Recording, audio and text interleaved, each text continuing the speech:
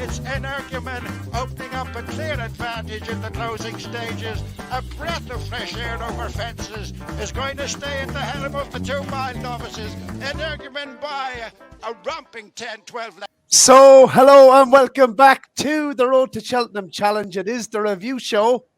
Bow down to me, Mr. Ronan Groome.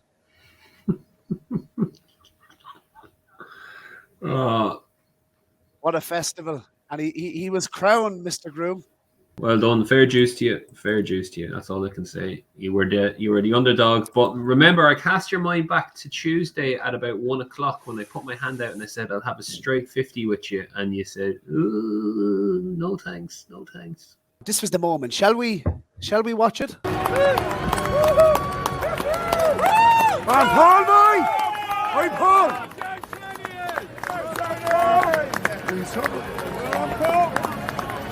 Oh, he's home all right. And when it started spilling down, Ronan Groome, on the Wednesday, I think the first thing I was looking for was a cap, and then I realised that the more the rain got into the ground, the better chance we had. And what a festival! Look, I suppose for the listeners, we're gonna structure the show tonight.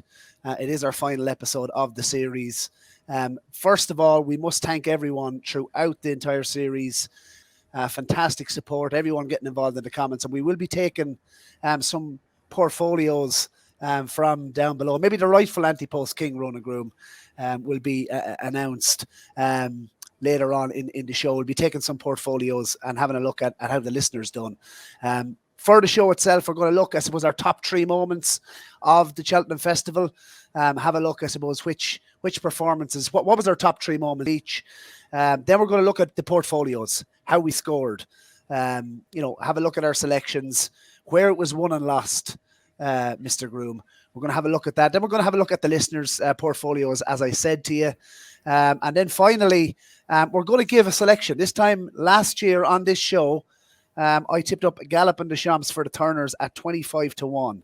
He went to the Turners, and we won't comment on what happened after that.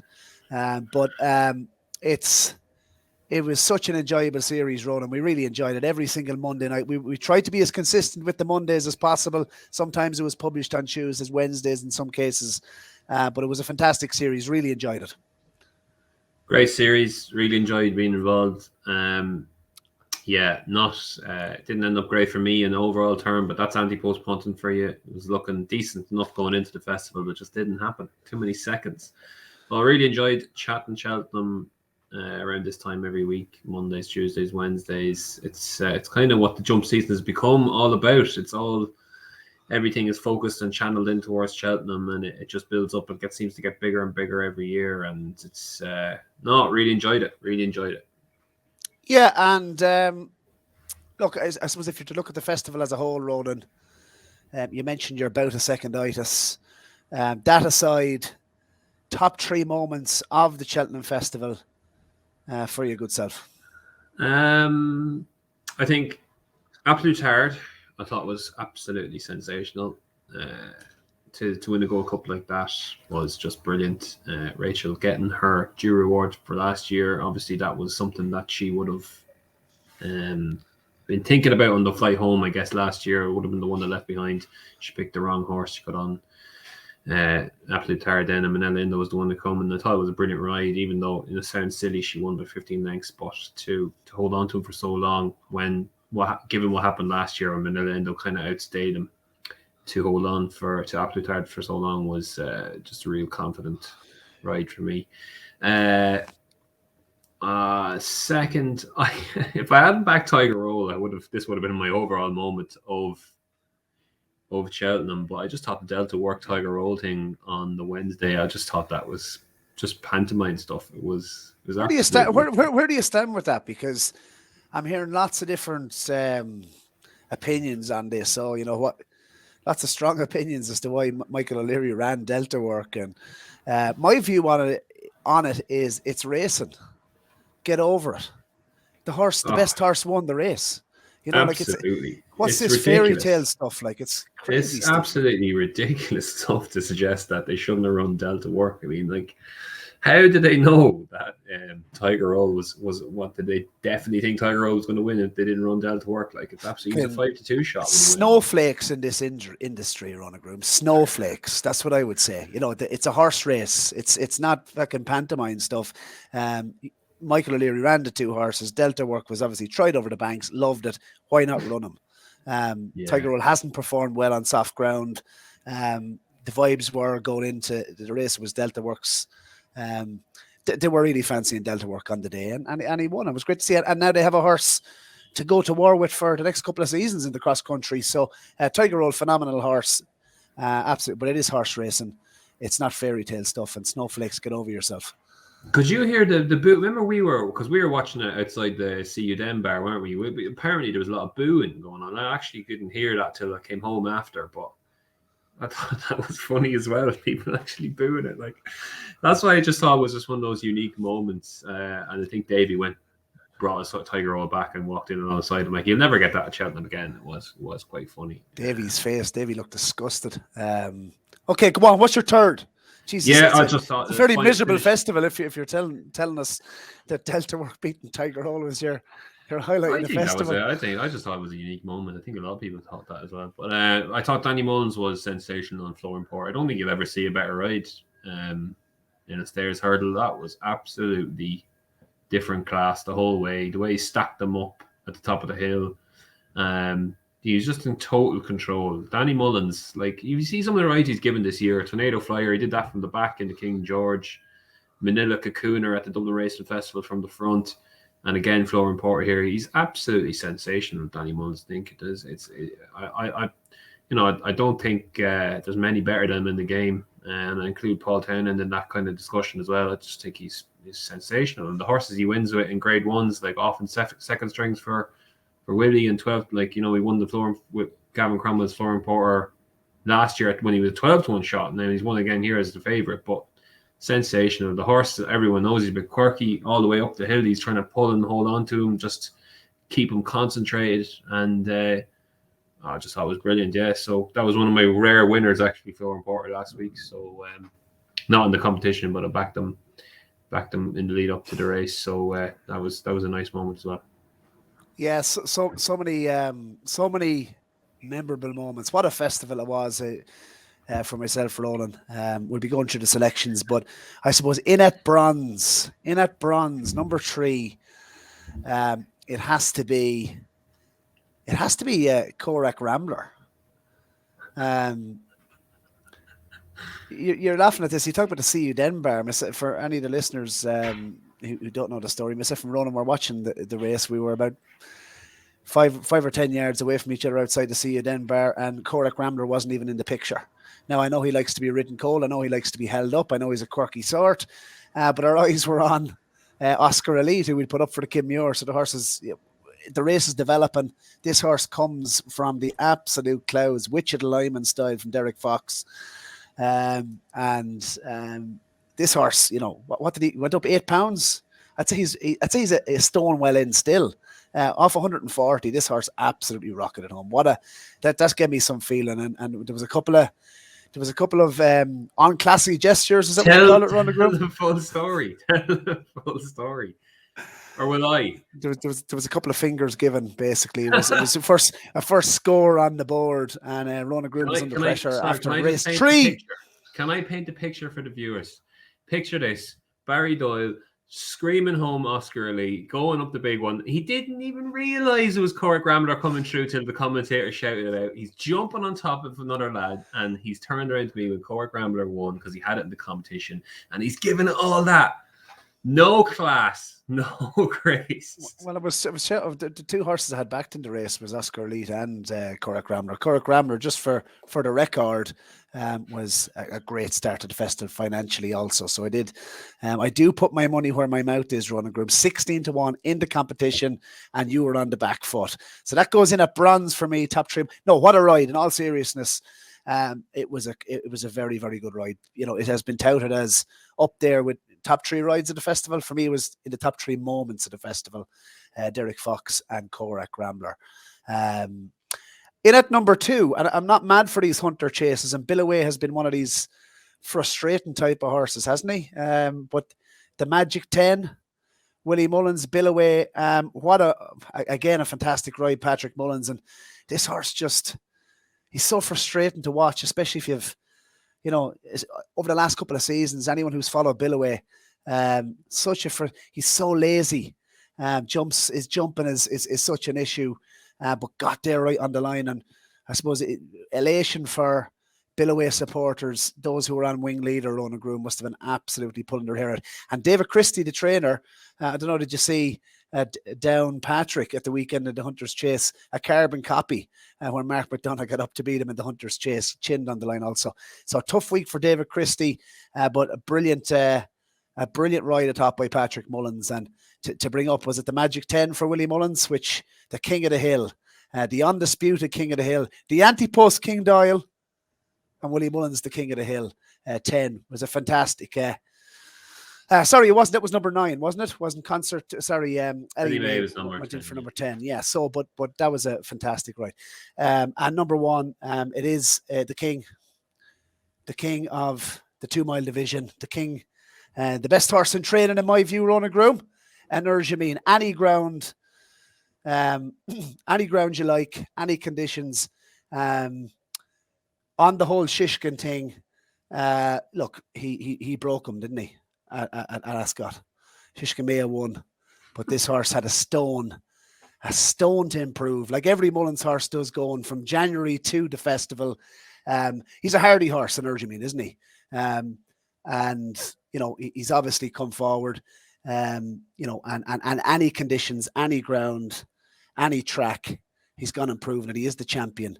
And Shishkin, for me, it's very worrying for his. No, look, I'm not making a joke of this. Like, it is, I would worry for him getting back to the top level, and I think Ascot has. Lots of people have said it. I do believe it. That was not ground. His best form was on soft ground, Ronan. I know it was heavy. It was on the heavier side. Just your condescending tones towards all the Shishkin fans. Listen, I'm just playing devil's advocate here because I know that people are watching this. There'll be people watching this and they'll be saying, "Oh my God, what has Energumene actually beaten here? Shishkin's pulled up, Shakan has fell. What has he actually done?"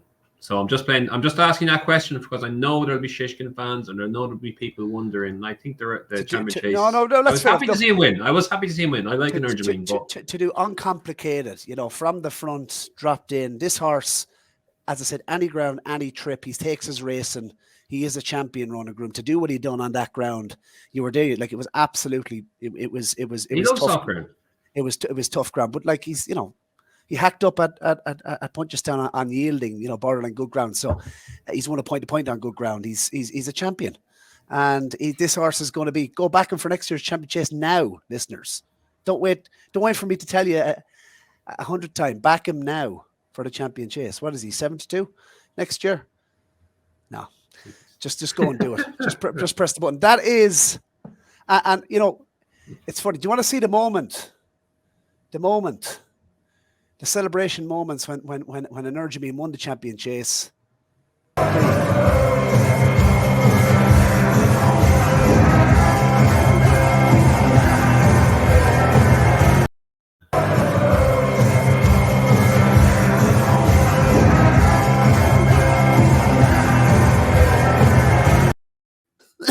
Many more nights like that. You're even up.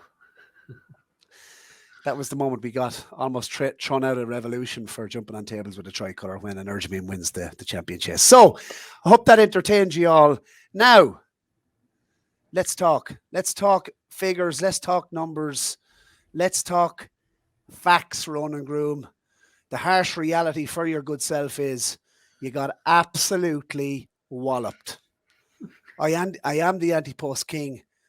And explain yourself, please, to the listeners. Just explain yourself. Just one of those things. I didn't. I did my job. I got what I thought was a better book than yours pre-Cheltenham, and I think it was. And the dice just didn't roll for me, and that's what gambling is. So I say, well done to you, sir. Obviously you had some huge selections there, and fair play to you. And it's just disappointing. I had 4 seconds. One of them was the wild card, which Phil Dore. High Senor was 10-1 Before shot. we get into it, Ronan Groome, sorry, can I just say this? No, you did your job. You helped us get the show in profit. Fantastic effort. I didn't though. That's a joke. It's a joke. Look at the scores. So the show itself came out 37.3 points in profit. So that's the second year in a row the show has come out in profit. And look, go through your selections. It was obviously, you mentioned the seconds. Go through your selections. Where was it won and lost? Well, look, Elimay and Allaho were like 2 of the first 3 selections I put up. So it all went downhill from there.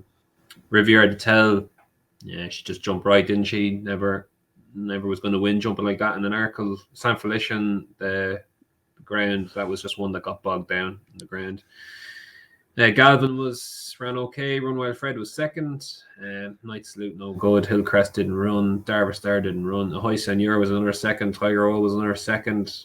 Phil Dore was another second. And the rest is much for muchness. Laham Press obviously went on to win the Brown Advisory.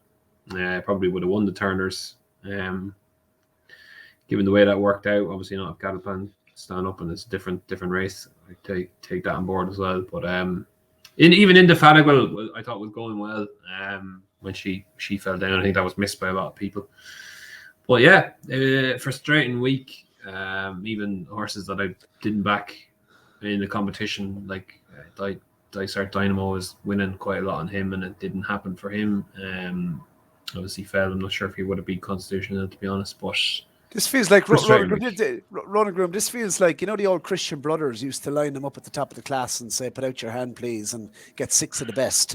It's absolute. No, but like it just goes to show you. I mean, you've hit the crossbar, you know, with a couple. You've got some good prices. You were priced up by some people at 4 to 11. How wrong they were. Going through my. Well, no, hold on a second. Can I just say when I mean I did my job is that a lot of the horses that I backed went off shorter prices. Most of them did. And that's all you can do. And sometimes it doesn't roll for you, you know. So obviously a -7, but yeah, that's what gambling is. If I was dead certain I was going to make money on it, then I wouldn't be in the day job, would it? And you'll be back for the rematch next year, Ronan Groome. You'll be back next year for the rematch. And do you remember actually a High Senor jumping the last for a stride? For a stride, I thought he was getting back up. He jumped absolutely horrendously out to his right. And it just goes to show you the engine this horse must have, you know, to finish where he did, despite the way he jumped. If they iron out his jump, and that horse has a serious engine, would you agree? An extra 2 furlongs in the Gold Cup. Has he? Could you see him developing into a Gold Cup horse next year? Yeah, backed him at 20s for the Gold Cup next year. I think they can get the jumping right. He's got a serious engine, yeah, for sure. And the track as well, I think, you know, suited him. You know, I suppose going down, just to kind of review yours quickly, for my side, obviously Allaho. What did it do next year with him? Did it go up in trip, Allaho? You know, he's won 2 Ryanairs in a row. I think they were now they have Gallop and the Champ. What did they do with Gallop, and do they split the 2 of them? For me, I don't think they come back in trip with Gallop and the Champs. Where do you see Allaho going next year? Ryanair again, I'd say. I have to. Yeah, I think. Would you not have a go though? Would you not have a go at the Ryanair? Sorry, at the Gold Cup, having won 2 Ryanairs. You saw it with the likes of Imperial Commander in the past. You know, he won his Ryanair, then went up and had a go at Gold Cup and won it. I just think he's a year older now. He's a year stronger. I mean, they obviously thought he'd stay originally. Look, they have a Plutard as well. He was mightily impressive. I probably would, but I don't think Willie Mullins would. What I definitely would have a go at is the King George. I think that would be that could potentially be perfect for him, and then that would give them a good sighter to the Gold Cup as well. Doing it in the 3 miles of Kempton. But I don't think Willie Mullins will. I think he'll go the route that he always goes. He did it with men a lot of the times. He runs them in the John Durkin, and then the John Durkin's too close to the King George. So he'll go back to Turles or something and go back and win the Ryanair again. He'll be, you know, it just suits him so well. And Willie's a stickler for the tried and tested route, so I think that's the way to go. Yeah, and what do you think to do with Gallop and the Champ? How impressive was he, first and foremost? Yeah, he was going to be really good, wasn't he? But I don't know. It was strange. Willie was he's saying he could go down in trip is a random one. You know, this is a horse that people were crying out to go over 3 miles. Now a lot of pocket talk that was, but it was he's a Grade 1 winner over 3 miles. You know, so Willie's a stickler when he gets a horse jumping. If he thinks he can get a horse jumping, he wants to go down and trip. But he obviously had for Kempton as well. Yeah, absolutely. Just to run through mine very, very quickly. Mighty Potter absolutely battered one down the back and ended all chance. I'm not so sure he was. I'm not so sure. Look, I thought 2 mile would be fine for him. It was an absolutely cracking renewal of the Supreme. Constitution Hill, an absolute beast. I would certainly be in his camp over Constitution Hill. As regards Mighty Potter chasing next year, I would say middle distance. You mentioned the Drinmore, maybe possibly. And you know, what did they do then? Did they look at something maybe returning to the festival in the Turners? Soft ground, 2.5 miles. I could see him making up into a much better chaser. Magic Days just wasn't good enough. Simple as that. Energumene, for going to be very difficult to beat in this again next year. So 7-2 now. Take all you can get. He's a champion. Janadale Gold Cup ran a cracker, an absolute cracker in the Ryanair.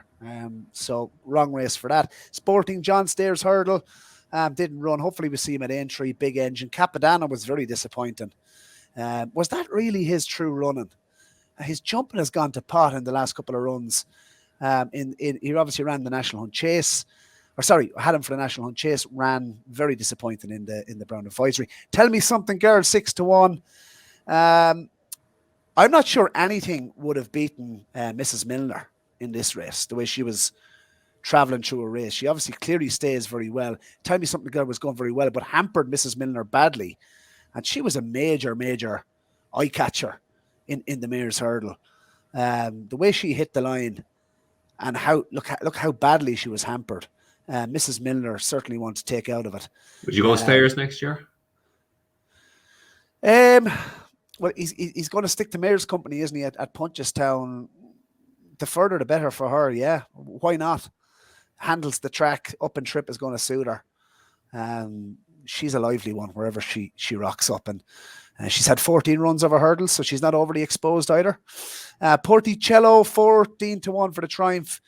They went an absolute dawdle. He set the pace. The ground was starting to dry up on the Friday when the rain was. I suppose I was hoping the rain would kind of stick around for the likes of him on the Friday. He's going to be. Did I hear they're going to stay over hurdles next year? So they're looking at this horse as a real long-term project. Porticello. He has a lot of improving to do. Flooring Porter, 7-1 for the Stairs. That gave me great pleasure. Retained his canny ride, canny Danny. Lots been spoken about the ride. It was brilliant. I can't see. Did he go to entry now with Flooring Porter? That was my second winner. I suppose I had 2 points on him. He was a wild card. Allegory Devassi, 10-1 for the Mares. She obviously was a non-runner. Lovely horse. I'd say going chasing next year. I'd love to see her go chasing next year. Blue Lord wasn't good enough. Hands up with that one. He just wasn't good enough. And how strong the form is in behind Edward Stone, I'm not entirely sure. Although, do you know what I will say? Gabby Nacco. Now, and I'm going to come back on camera for this. This is one that I can't get myself off now. No, they don't want to see me. I will say one thing about Gabby Nacco. This horse could be potentially a Gold Cup horse. He's not even priced up in the market. Look back at horses who've stayed on in Arkles, in novice company. Is it the likes of Sizing John? War of Attrition. Horses that stay on late in Arkles, they might be good enough to win an Arkle, but the Arkle sometimes throws up a horse that, overstaying trips next season.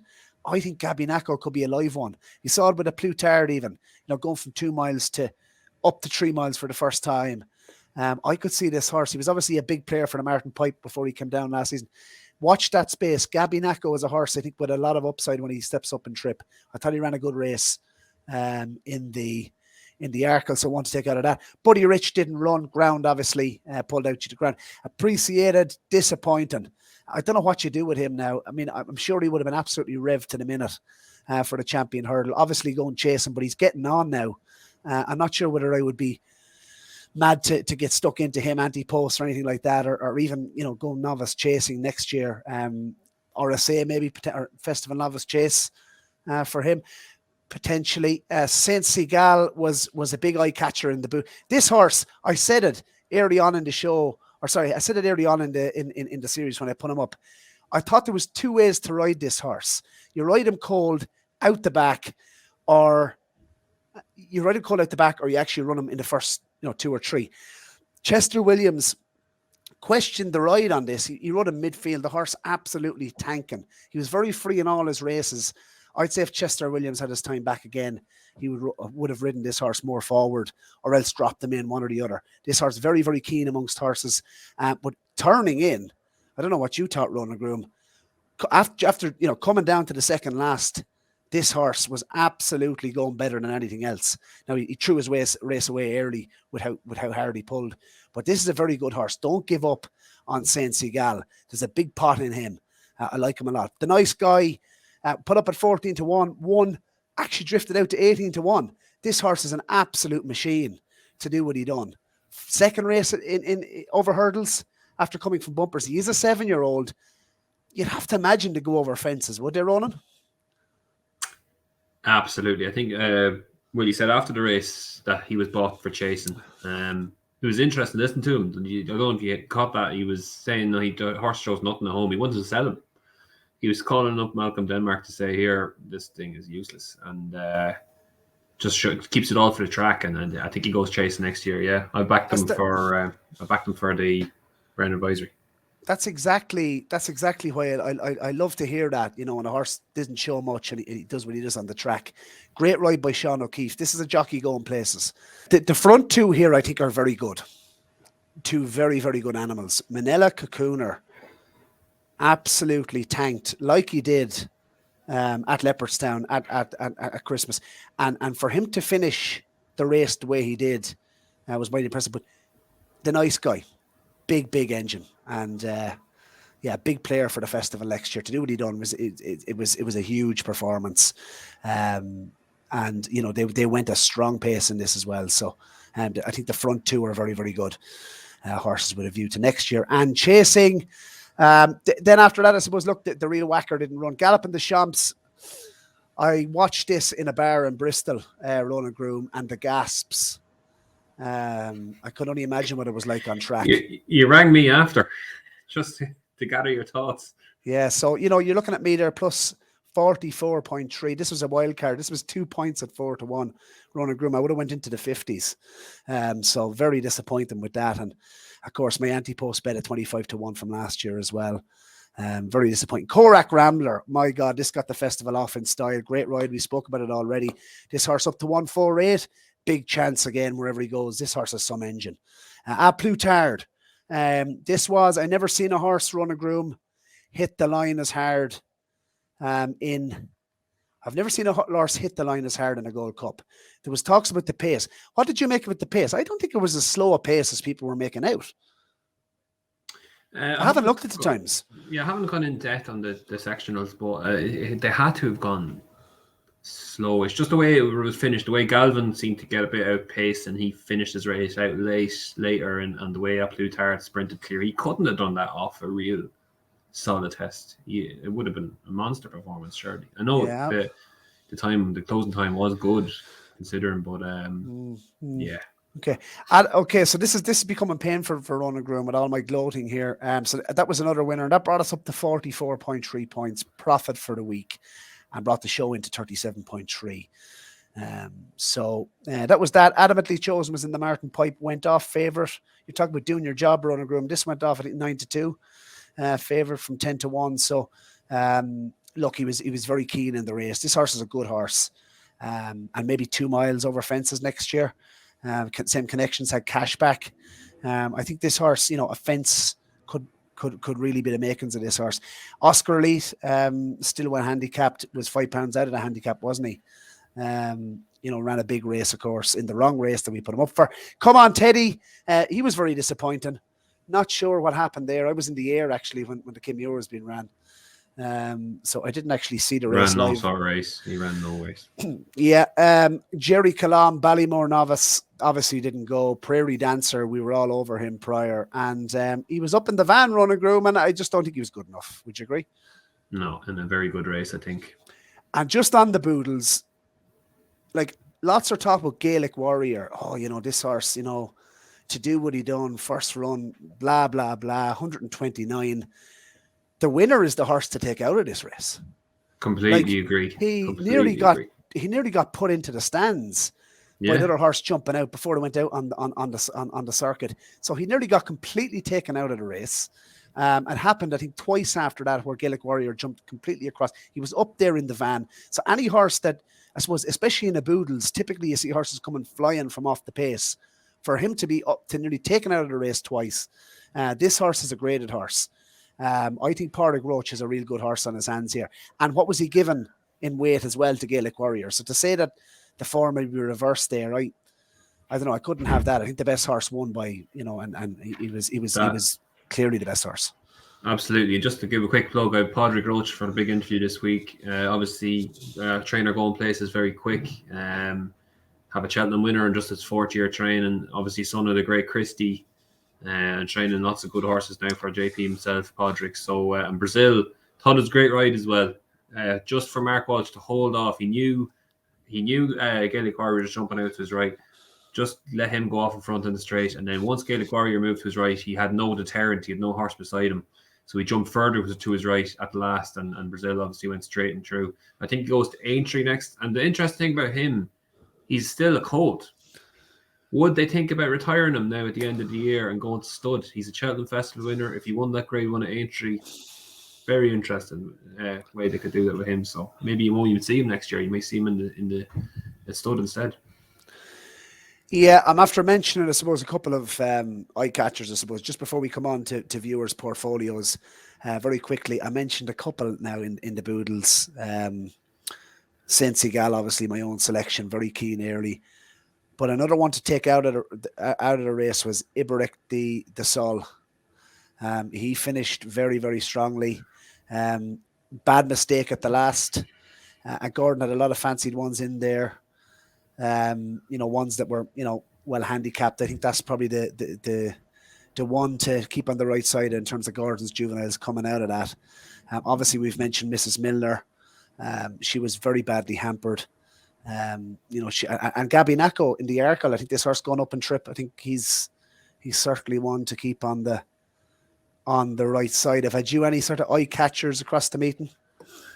No, the ones I can include that in the ones the bets have had for next year. If we want to move on to that section, because I have a couple that were beaten. That So there you go, Ronan Groome. Please, in front of the listeners, on live broadcasts, please crown me the Ante-Post King.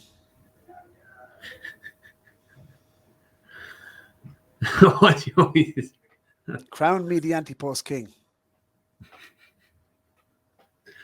Get on with it.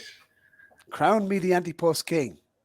Crown me the Ante-Post King. This is bringing me back to FIFA forfeits when you lose 5-0 and you have to make an apology on Facebook. Crown me the Ante-Post King and we'll move on. To say you are the Ante-Post King. Well done, Basil. Well done. Get on with it.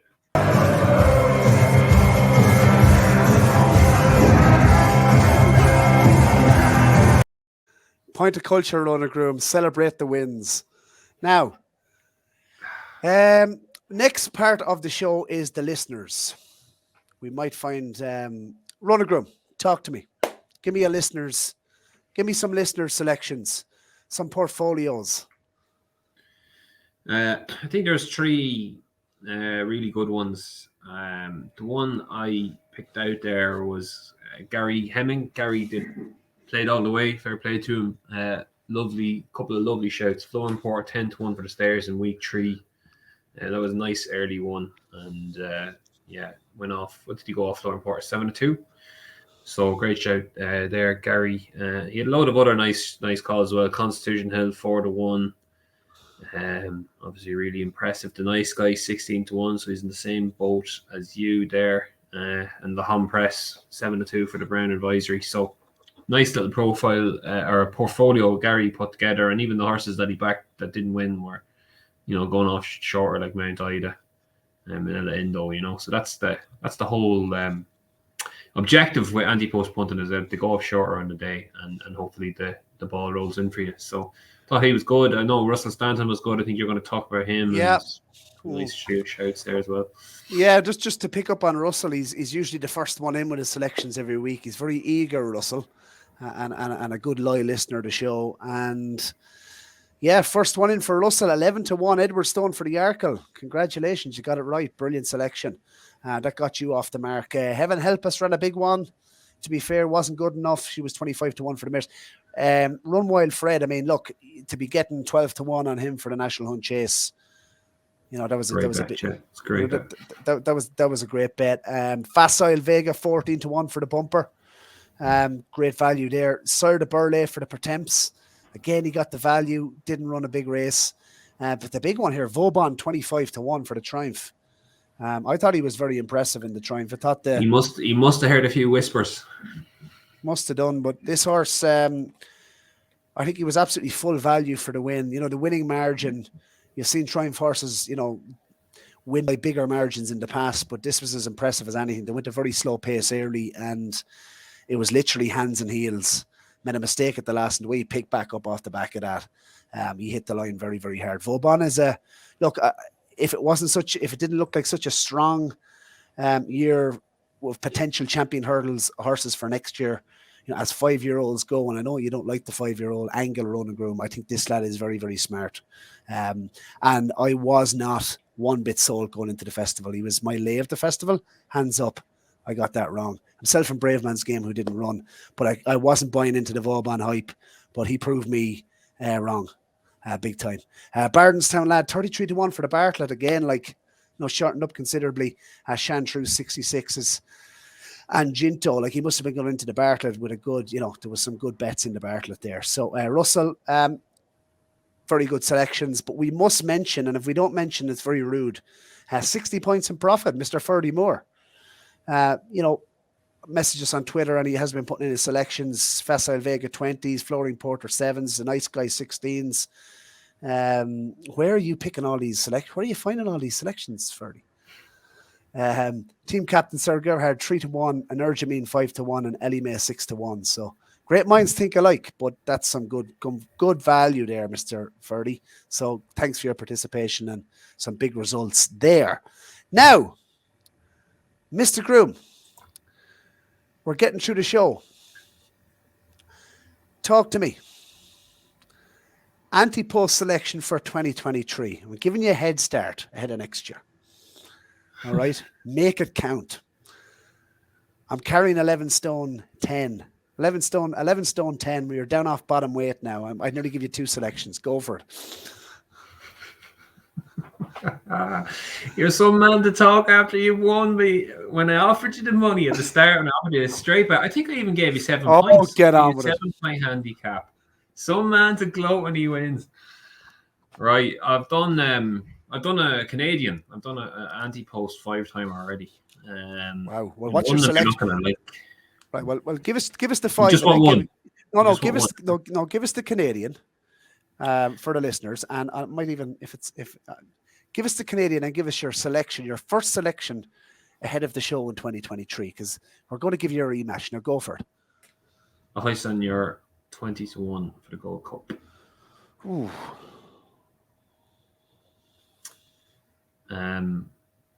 Yeah, I just like the way he went around there. I think Lucinda Russell's comments after the race were interesting as well. She said, made a man out of him, the race. So I think he's a cast iron stayer over the 3-2.5. And I just like the profile, like the horses coming in, first time open company, chasers, proven horses. He's got loads of scope. When he jumps, or if she can get him jumping anyway, decent, just decent, just straight, not make mistakes like he does. He's got to have a huge chance in the Gold Cup. Agree? I would think 20-1 is a juicy price. Yeah, I think an extra 2 furlongs, another year. The jumping is the thing, isn't it? But he's a huge engine. Yeah. The other ones I backed: John Bon, Arkle, 10-1. I've done Love Sell Envoy. it to me. Sell it to me. Watch the Supreme again. John Bon went up and ran. He ran up beside Dysart Dynamo. I think he was nearly sacrificed here. He's pushed Dysart Dynamo, who's gone. He's gone off at breakneck speed, and he's done well in the circumstances to still finish second. John Bon. They've set it up for Constitution Hill, who's just sat in behind, picked him off. And John Bon's got loads of scope. Obviously, he's a full brother to Duvan. Like, could you say that he ran that bit much below Duvan when he won his Supreme? Like, he's probably running the same type of race, and then he's got so much scope now to improve over fences. If he just calms down a bit in the parade ring, they get him a bit more experience. That should come with experience. He stop sweating up as much. He's got to be better over fences, just with what Duvan's did. He was a winning pointer. They paid so much money for him. 10-1 for the Arkle looks very fair to me. Do you want me to go on? Yeah, I'm intrigued. Love Envoy for the Mares. Oh, I love it. Actually, that was Disputing Bronze. Big shout out to Johnny Burke, some ride. That was that, and this horse is some too now. We've been mentioning her for a while, Ronan Groome. I was flirting with her, as I said, once or twice. I think she's done well to win over the 2 miles here. I think she's 2.5 miles minimum. She's grade 2 winner over that trip. She goes to Fairy House for the grade 1 now. So I'd take the 10-1 now. I think she could win in Fairy House, and you're looking at a much shorter price then, perhaps. Like her a lot. She just does enough. She's really strong on the finish. Really, really strong. And that division I don't think is that strong. We said about the race this season, it wasn't a great race. There wasn't much between them all. So I said the Nice Guy. We talked about him. I've done the Nice Guy for the Brown Advisor. I think he's going to be a really potentially huge engine over fences. 3 miles. He's already a festival winner. And my last one, you're not going to like, Basil. Edward Stone for the Champion Chase. I was in 12-1. I was having a pizza. We went and we had some food after the big clash, and Rory Doyle, her brother, and I sitting at the table, and there's a group of us there, and someone's talking about Edward Stone as a potential champion chase, and Rory just turns around and he says, "Will you get a grip of yourself?" So I'm going to say the same to you. I know. Do you know what though? In all seriousness, this was a very good performance. I mean, he got bumped at the last. He got taken out early in the race. He got taken out twice, and he just a sign of a good horse that powers through, because he got Riviere de Tel jumped right into him at the last, but he was going too well, traveling too strongly. Didn't bother him at all. Quickened away nicely. So Arkle winners have a fantastic record in the Champion Chase the following season. If you go back and look, like Moscow Flyer. Is this a price thing, Ronan? It always has to be a price thing, but. Or do you genuinely think he can beat Energumene? It's a price thing, yeah. And he's 12-1. Like what? Like, I'll go back to what I said earlier. What did Energumene actually achieve in the Champion Chase? The Shishkin form is much better. The Ascot run that's what's the standard. What he achieved there in the Champion Chase, it's miles below what he did at Ascot, surely. I mean, I'm like, I have a good ground again. I think Energumene has questions to answer on good ground. Edward Stone, look. Fair enough. As Henry de Bram did say, best of luck to you. I know. It was a good performance. As you said, the Arkle winners have a good record. And what else is coming through, I suppose, in that division? He'll go to Tingle Creek. He's already Henry VIII winner. Really impressive Henry VIII winner. What's Shishkin doing now? Right. So come here. What is your number one selection at this point in time for the Cheltenham Festival next year? Hoyseneur 20-1. 20-1. Yeah, it is juicy enough. Okay. Well, I'm going to just go straight in and say that my selection for next year's Cheltenham Festival is in the Gold Cup as well, and it is 20-1. And it's a horse that I wasn't mad about over hurdles. I could never really fully warm to him this year either. I wasn't with him going into this year's Cheltenham Festival. I was all against him, and this horse has really, I've taken a big shine into this. I've looked back at the race. I did mention it to you. It is Statler for the Gold Cup.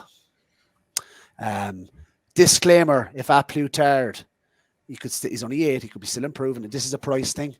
And you look at the division, you take out a couple, I suppose, the likes of Malala Endos. If you look at the market at the moment, you have a Plutard, rock solid, favoured for next year. He's 4-1. Gallop and Deschamps, for me, I'd be keeping him to. I can't see how he would be going up in trip. If anything, I'd say he could probably try him at 2 miles to see how he goes. I certainly wouldn't be going up in trip with this horse. Lahon Press, did it nicely. It's an extra 2 furlongs in the Gold Cup. It was soft ground, on the day. I'm not, look, I just wouldn't be with that. Certainly at that price. I'd want double figures on Lahon Press. Monkfish, obviously, has to come back from injury. You come down the field and you're busy. You've landed on Statler. And he is, 16-1 in a place, but there's 20-1. There's lots of 20-1 out there available. And I like, do they keep this horse back for the likes of a Grand National? What I like about it, he's a big, leggy individual. He's only had, has he only had 8 runs in total on the track? This horse has so much more improvement. He's the type of horse that I could have seen him running in the 2.5 mile race. His performance at Fairyhouse this year did stick out. And I was quite surprised that they went up in trip with him. But I suppose, I just think he won this race in an absolute canter. Did he get 1 slap after the last? He won by 8 lengths. The ears were pricked after the line. He's beaten a good horse here in Run Wild Fred. He mightn't be top class, but, rated 160 odd in Ireland, 159, is it? And he's absolutely laughed at him. And I guess, the race may have fell apart a little bit. Vanillier jumps like a, I don't know. He's hairy goat. A hairy goat, yeah. You look Pat's fancy. In the word of Shane Hannon. It was just how easy Statler won the race, and what way did the campaign. I'm sure I heard Patrick Mullins interviewed after the race, and they have to give him a go now, don't they? In greater company, they either So I would like to think that this horse is going to be campaigned. He's the right type of profile. We saw it with Connections, Galvin winning this, and obviously being campaigned at a Gold Cup. I think this horse. I love the way he jumps. I loved how easily he done it, and I loved how much in hand he had at the line. He's only had 3 runs over fences, and I think he was rated 142 over hurdles. But this horse, if you look at him, he's every inch a chaser, and I really do believe this horse could be a 2 stone better horse over fences, genuinely. And I think that puts him in a position where he can challenge for a Gold Cup. And at 20-1 Ronan Groome, I'm willing to take it. And what I like about him as well is you can drop him back in trip. I don't think, he's won over an extended 3 mile 6. Absolutely love that, coming to, if he's campaigned this way. So that's my big shot this year, Ronan Groome. I think 20-1 Statler, love his profile and love the way he won. So other ones I like, you've mentioned Love Envy already, an obvious candidate, and one from left field that we didn't see at the Cheltenham Festival. I'm fascinated. I didn't hear an update on him. I actually don't know why he missed the festival. But El Fabiolo is a horse I love. And, going chasing next year, is he 33-1 or something in around that for the Arkle? Obviously, footpad, Blue Lord angle. This horse, he's only ran once over hurdles. This horse is a chaser. This horse is a very good horse, El Fabiolo. He was entered in the Supreme and the Ballymore. Just wondering, I would hope all is okay with that horse going over fences next year. He could be one from the dark side. We found Energumene at 40-1 for an Arkle once upon a time. People laughed at me on this show. Not you, Ronan Groome, in fairness to you. You did back that up, but this could be a horse that, look, he's priced up at 33s for an Arkle. At the moment, and this is a very good horse. So one to keep an eye on. Hopefully all is well there. Suppose that concludes, doesn't it? That concludes the series. What a fun show. What a fantastic winner I am. So humble. So humble.